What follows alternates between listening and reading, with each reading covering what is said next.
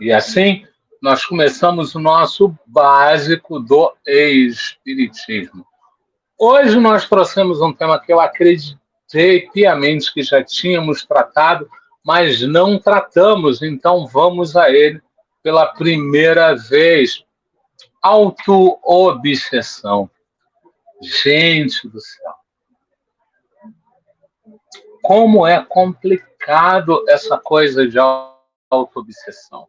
A gente entende por um lado, vem o espiritismo explica por outro, vem a ciência explica por outro lado, e a gente fica confuso,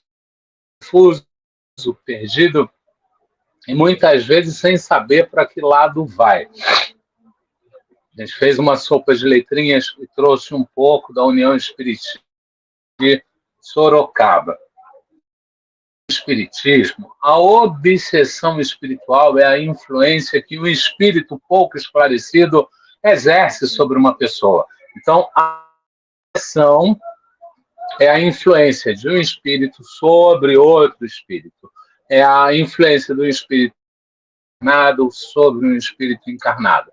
Pode acontecer o contrário, de um espírito encarnado influenciar um espírito desencarnado. Pode acontecer de um encarnado influenciar um encarnado, de um desencarnado influenciar um desencarnado. A obsessão ela é uma via de mão dupla, ela pode acontecer de todos os lados e acredite se quiser.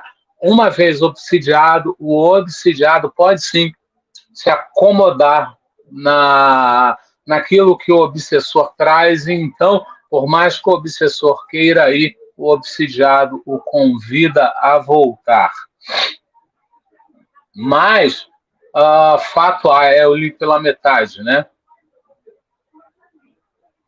Isso, vamos ler tudo então para seguir daquela vírgula que eu parei.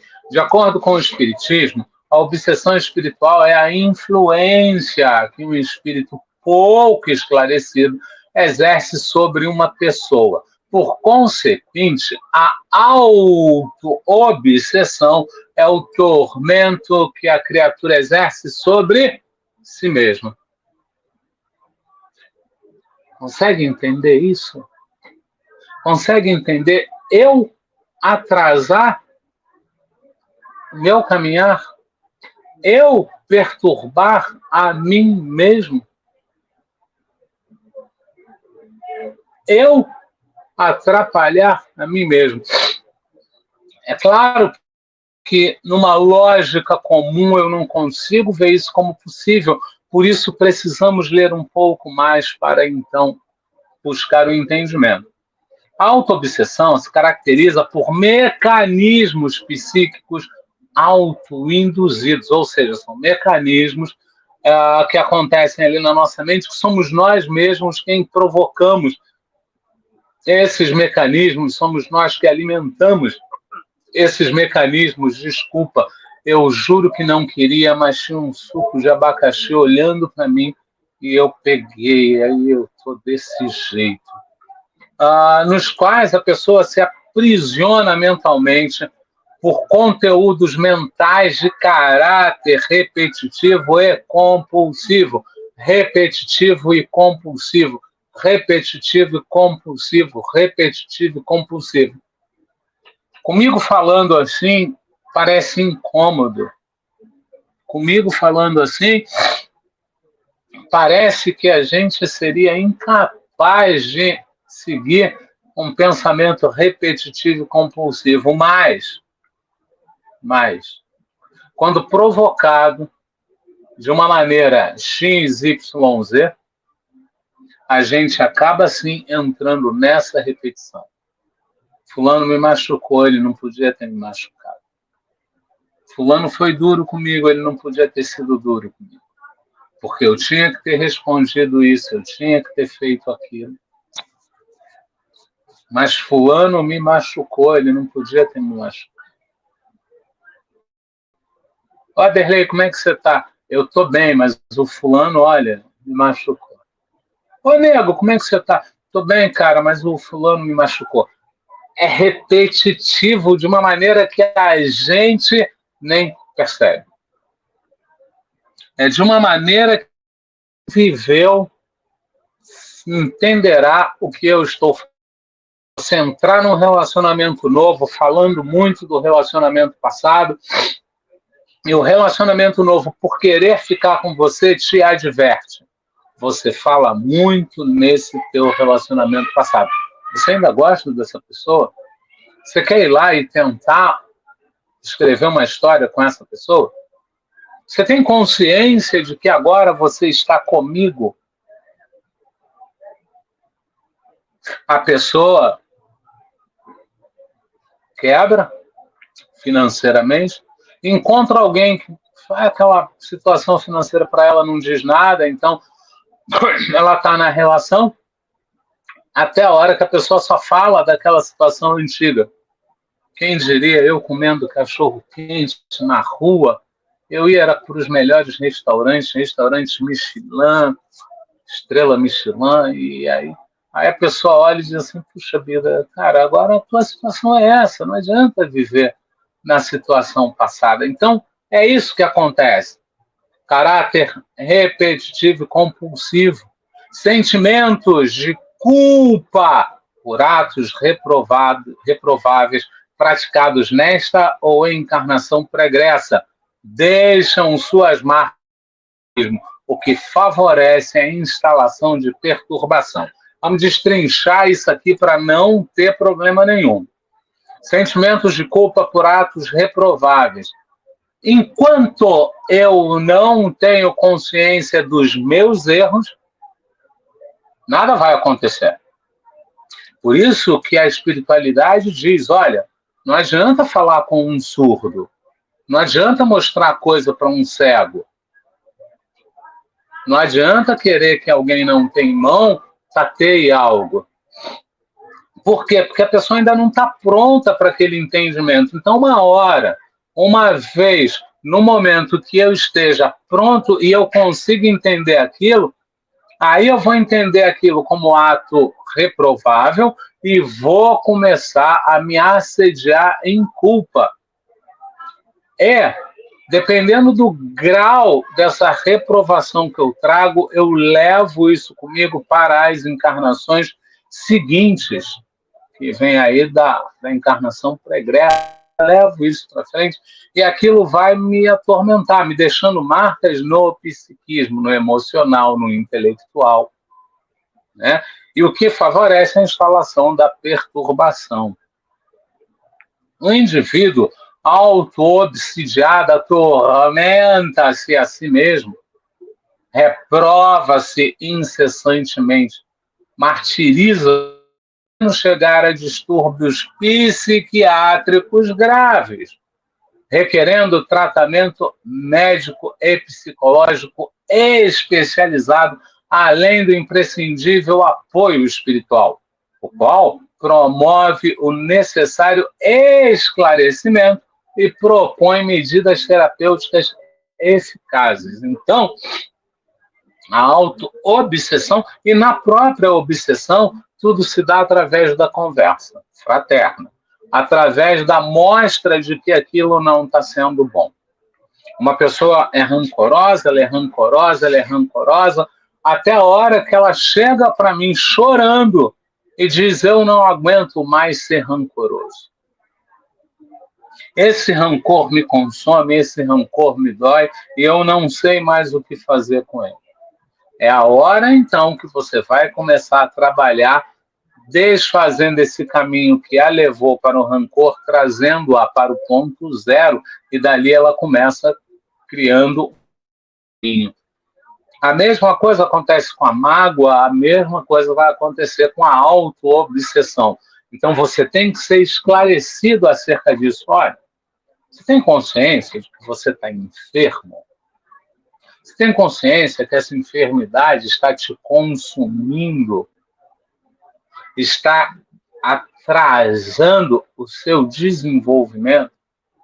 Vamos começar, então, a trabalhar isso. Mas é que a dor daquele assassinato que eu cometi é muito grande, e eu hoje o vejo pequeno, e aí eu sonho com cobra, e aí eu fiz uma dança, isso me perturba demais. Então, vai começar ali um processo de esclarecimento, de entendimento, para então a pessoa, de pouco a pouco, depurar aquele estado e trazer o estado novo. Sob uma perspectiva espiritual e evolutiva, no caso das autoobsessões, o indivíduo, após haver se desequilibrado em relação às leis divinas, não se perdoa, remoendo fatos reprovados pela consciência. Desse modo, punindo a si mesmo. Esse processo desarmônico gera campo favorável à sintonia com consciências desencarnadas, igualmente desajustadas, o que geralmente leva a um quadro de obsessão secundária, tornando mais grave a situação.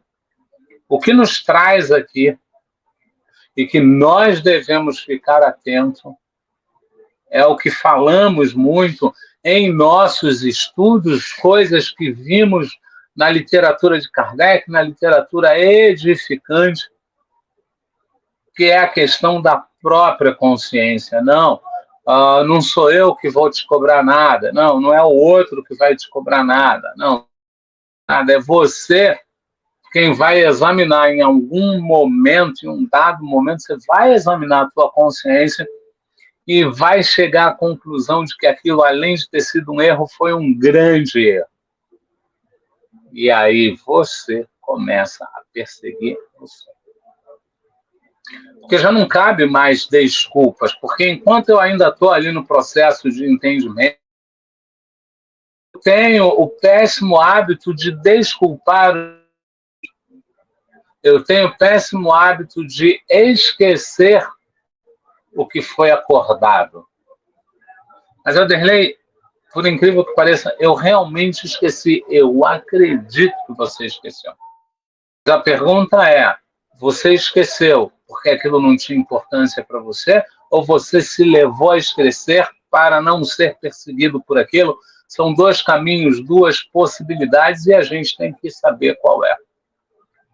Se eu esqueci porque aquilo não era importante para mim, ou se eu esqueci porque eu me levei a esquecer porque aquilo iria pesar na minha consciência lá na frente e ia me obrigar a assumir posturas que naquele momento eu ainda não queria assumir. Então vai me convidar a esse trabalho. Se as pessoas não sentissem culpa nem remorso, se não alimentassem pensamentos nem sentimentos negativos, se conservassem a consciência em paz, não seria possível a sintonia de mentes desencarnadas, malfazejas, com os encarnados. Nem haveria desequilíbrios geradores de auto-obsessão. Estamos aí antes de tal condição, pois a maioria da humanidade carrega débitos kármicos e desarmonias que a tornam vulnerável a influências espirituais inferiores e aos distúrbios emocionais e mentais.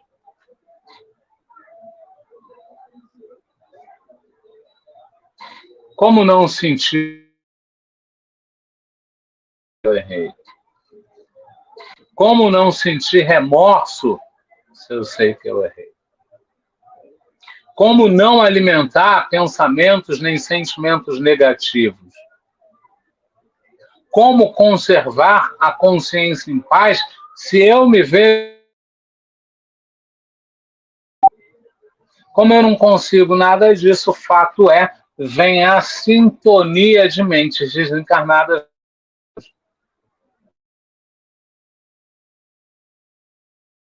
Equilíbrios geradores de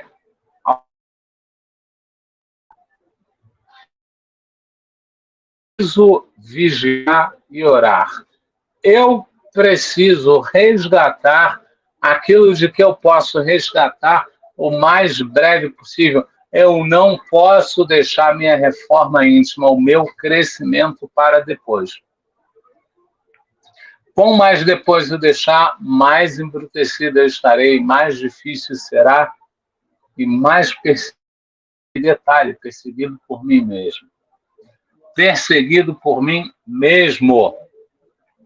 No processo de cursos, em geral, e da auto-obsessão em especial, fundamental a tomada de consciência por parte do paciente, seguida de um sincero programa de reabilitação mediante ações nobres e construtivas que possam anular ou amenizar as consequências dos atos infelizes do passado.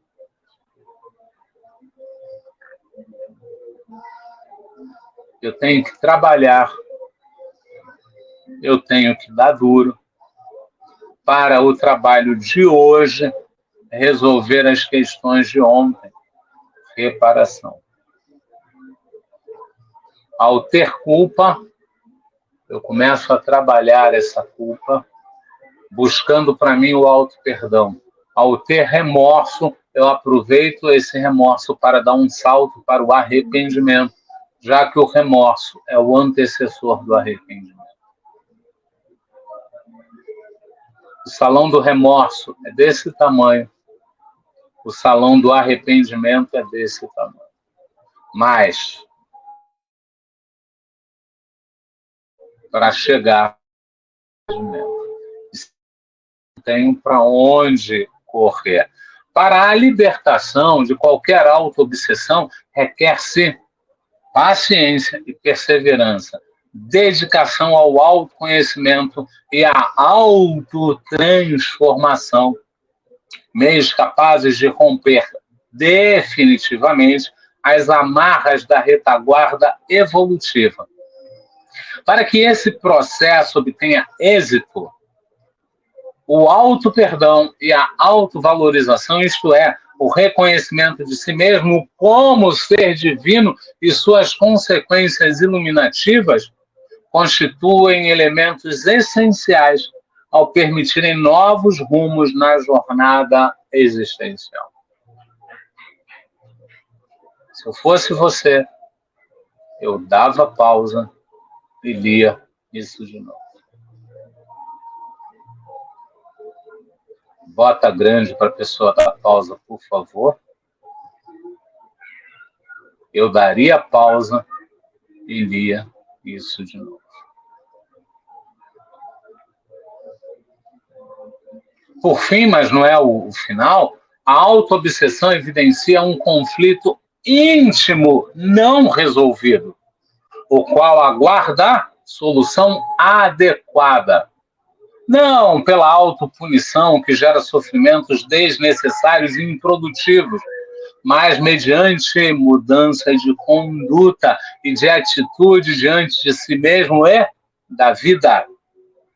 Pela reparação de desequilíbrios passados e a consequente compensação kármica, restabelecendo a saúde psíquica e a harmonia interior.